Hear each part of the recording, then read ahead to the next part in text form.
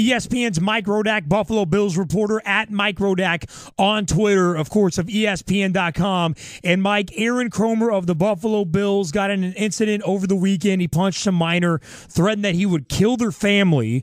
He is indefinitely taking a leave from the Buffalo Bills, a paid leave from the Buffalo Bills.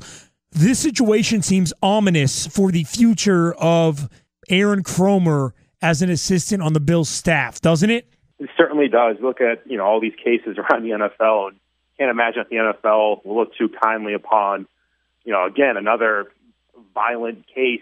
This case against a minor, and especially a coach. You think coaches will probably be held to a higher standard than players, and in fact, they don't have the same rights that players do because they're not part of a union, and they don't have a collective bargaining agreement and a very set process as players do. So it could very well result in either the NFL putting him on a suspension or extended suspension, an indefinite suspension even, or the Bills just doing something on their own, which they're allowed to do, unlike with a player, and terminate him or put him on their own suspension. So there's more options available to both the Bills and to the NFL. And now that we're 2 weeks away from training camp, that's very bad news for Aaron Kromer. Can you clean up this incident for me? Because originally we heard that Zachary, the son, kind of went against his father and helped the boys look for, or minors look for, a fishing pole and all that stuff. And now he's being charged. What are the details that you know about this case that we just aren't clear on? Sure. Well, the original statement from the sheriff's office on Sunday didn't really mention Zachary Kromer, just said that he was there with his father, and his father was the one who allegedly punched that boy, and it didn't even mention the son trying to help afterwards.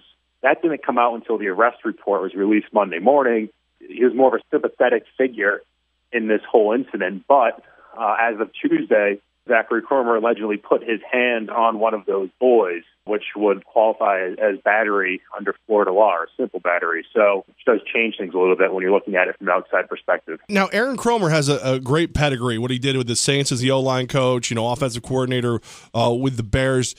How big of a loss is Aaron Kromer if the Bills decide to part ways with him? Well, you think of the problem spots on the Bills. Offensive line easily the number 2 problem spot behind quarterback. Obviously, last year they were among the worst in the league, kind of uprooted or tore apart that offensive line in the offseason. It could be a case of where Greg Roman, who really is the only other coach on the Bills staff with a background with offensive linemen, maybe helps out Kurt Anderson and takes some time away from the quarterbacks and the receivers. So could have a trickle-down effect where Greg Roman is not working as closely with the quarterback. For right now, it seems like the Bills really need to scramble and figure out what they're doing for their coaching spot along the offensive line. Mike, we had Adam Schefter on the show, and we asked about the quarterback situation in Buffalo, and he said that Tyrod Taylor is going to get a look, and there's a good chance he could be, one of the guys in the mix in camp to be the starting quarterback. Your boots on the ground, what do you see when you look at Tyrod Taylor as far as his potential of being the Bills quarterback? It's hard to say. It's like a horse race. One horse is in the lead right now. I don't think it's necessarily Tyrod Taylor. I think sometimes a name gets out there and certain things get written and certain things get passed around. And for whatever reason right now, Tyrod Taylor is supposedly a hot name, but I still think it comes down between EJ and Tyrod Taylor unless Matt Castle somehow recovers from what he did in the spring. And what he did in the spring was not very pretty at all. Mike Rodak of ESPN. So as of today, and I know it's way too early, they're going to have an everyday training camp competition. But as of today, Mike, if you were to guess, today's starter's EJ Manuel. Just based on what I saw in the spring, I think EJ had the strongest spring, the most consistent spring. It wasn't consistently good, but it was. He didn't make the same mistakes that you'd see out of EJ Manuel last season. It was more controlled. He was more accurate. He wasn't great, but he was better than what he was, and he was certainly better than Matt Castle, and that's what he needs to do. Mike, when you look at this team, based on what you've seen so far, do they have playoff potential with their current quarterback structure? I think they do. I think it's similar to what we looked at, with the Chiefs the last couple of years. It's a good defense, as you know. Could very well be a good running game with LaShawn McCoy, but is that team really going to, progress deep into the playoffs? Alex Smith didn't do it for the Chiefs, or hasn't done it yet. Matt Castle made the playoffs one year, and Doesn't seem like it's a team that can really go deep into the playoffs unless they really get some bounces go their way. But I wouldn't be shocked at all if this team snuck in as a wild card team. I think that's very much within the realm of possibility.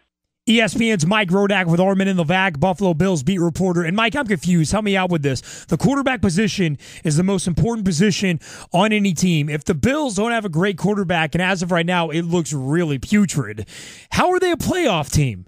I think the quarterback only has to not make the big mistakes. And what it looked like after 2 weeks was that they were able to run that, where you use your defense, you use your running game, you use your special teams, and you cover up your deficiency at quarterback. So the first 2 games last year, it looked like they could do that. And 2 weeks later, it looked like they had no chance of doing that. So, tune in. It's going to be a long season with these guys. ESPN Buffalo Bills reporter Mike Rodak with Armen Levack at Mike Rodak on Twitter. Mike, always good talking to you, man. Thanks so much for your time today, and we'll talk to you soon. Thanks, guys. Thanks for having me on.